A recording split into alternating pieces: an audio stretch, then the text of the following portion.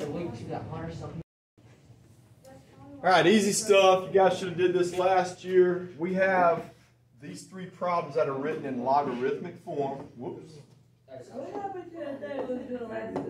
This is going to be some of the same stuff.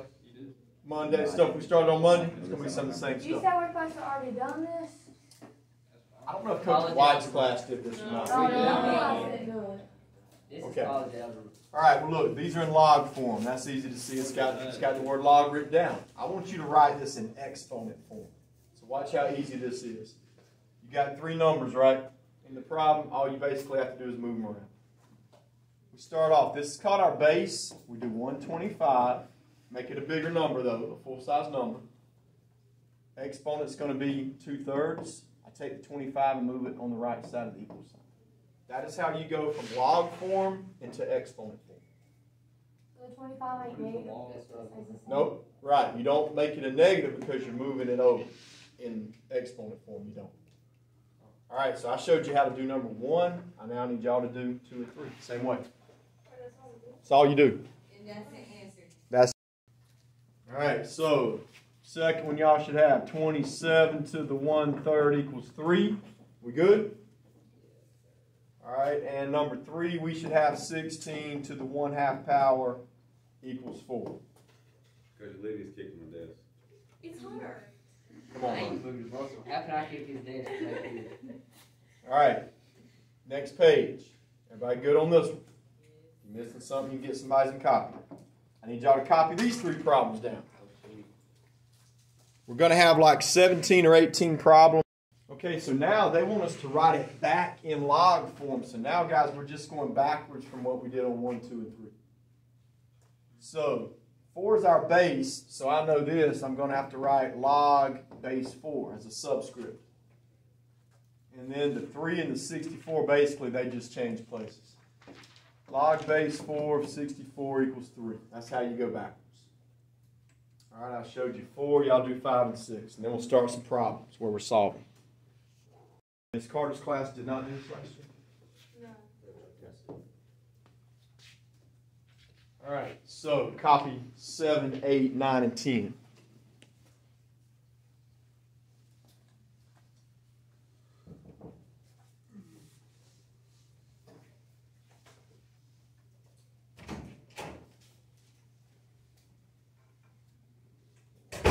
Gavin, we're just copying some problems off the board. You missed 1 through 6. You can copy them later for somebody.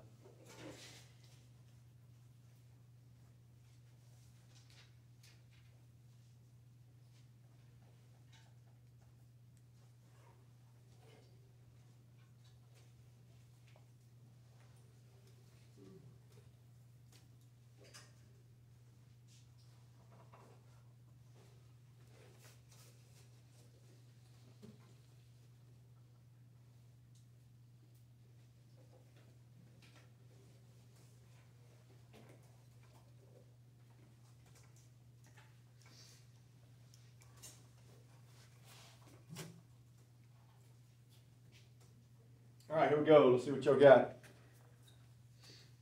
Well, you should all have them copied. All right, so now we have to set them up and solve for x. So here's how you set them up. We've already learned that. I want you to write it first in exponent form. So everybody should have 8 to the x power equals 64. All right, so that's what we just learned how to do. Change it from log form into exponent form.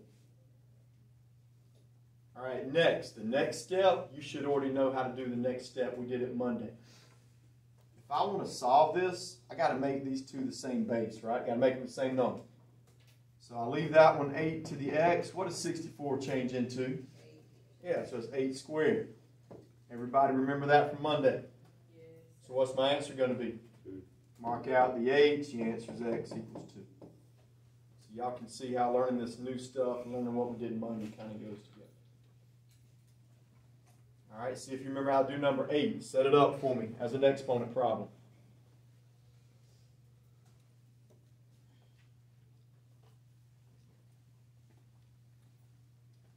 All right, so it's going to be 7 to the x power equals 1 over 49. Okay, same first step. I got to make these two the same number. So I'm going to change 49 into 7 squared.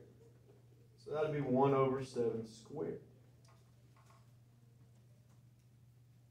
So Hunter, what did we do Monday on a problem like this that had a fraction in it? You remember? You bring it to the top. Yeah, you can't have a fraction. So you bring the number from the bottom up to the top. And when that happens, it changes 7 squared into 7 to the negative 2. So now when you mark out your 7s, your answer is x equals negative 2.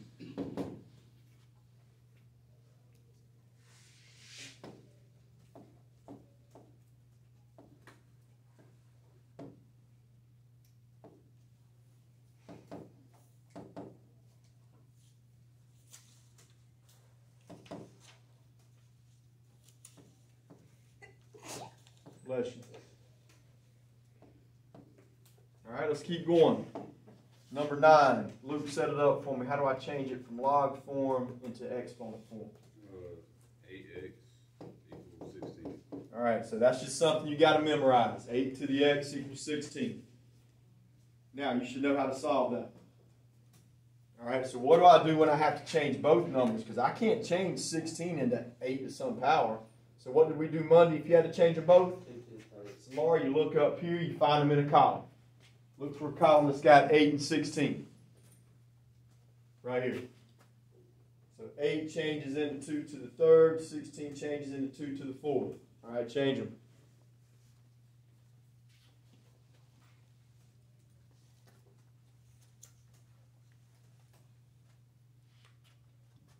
Change 8, 2 to the third. Make sure you leave the x up top where it was. 16 is 2 to the fourth. Now what? Mark out the 2's. You bring down 3x equals 4, and you got to divide. Remember, guys, you always divide by the one that's with the x. So our answer is 4/3. You don't have to make that a decimal. You can leave that as a fraction. Okay? 10 shouldn't be tough. Find them up in a column on the board. Do 10. Change them both.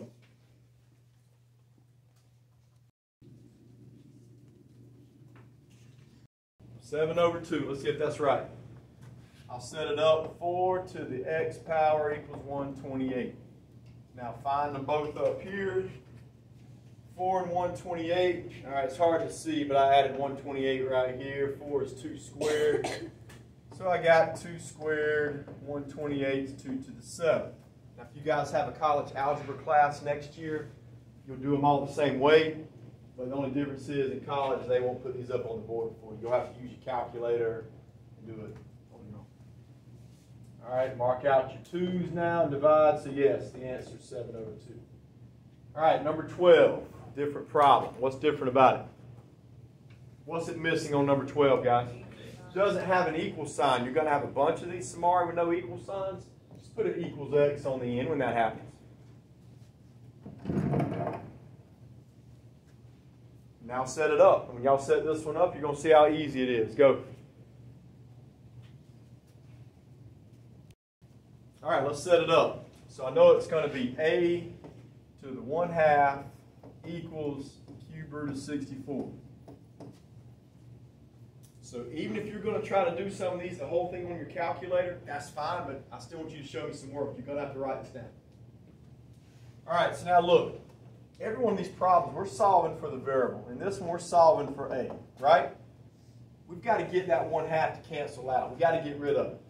Does anybody have a suggestion? How can I make that 1/2 cancel out? You multiply by the reciprocal, which just means flip it. So if that's 1/2, flip it, that'll be 2 over 1 there, and everything will cancel out, right? But if I do it on the left side, James, I got to do it on the right side too. So now, I used to make all my kids do this by hand, but now everybody has calculators on the SAT. We're just going to type in the calculator. I need y'all to type that in the calculator. So, how do we type in cube root of 64? Hit the math button, see if we can find a cube root symbol on the math button. Which one is it? Number 4. So hit number 4, Samari. And now you can type in 64. All right, get out of that and come over here and type in a square. Answer is 16. So again, you can do most of this work on your calculator, but I am going to ask that y'all at least show me one step. All right, so y'all try number 14 the same way we tried number 13. You're going to use your calculator, type in all this stuff. So set it up, see if you can figure it out on your own, and I'll show you.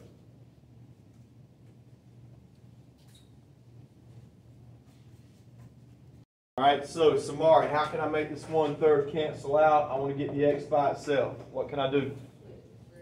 Hold on, this time it ain't going to be a square, is it? Look, 1/3 when you flip it is going to be 3/1 this time instead of 2/1. So I got to put a 3 out here. So now let's figure out how can we type that in the calculator. All right, so we got to hit 6 roots. Where do we go? Y'all hit the math button. Which one do I hit for 6 root? Hit the 5. And now you can put a 6 in there. There you go. 15, 6, 25. And cube it. What'd y'all get? I got 125. So if I need to help anybody on their calculator, I can help you on that. All right? Everybody else, type that. Type it. Write those down. So it's going to be a to the negative 2 equals 36, right?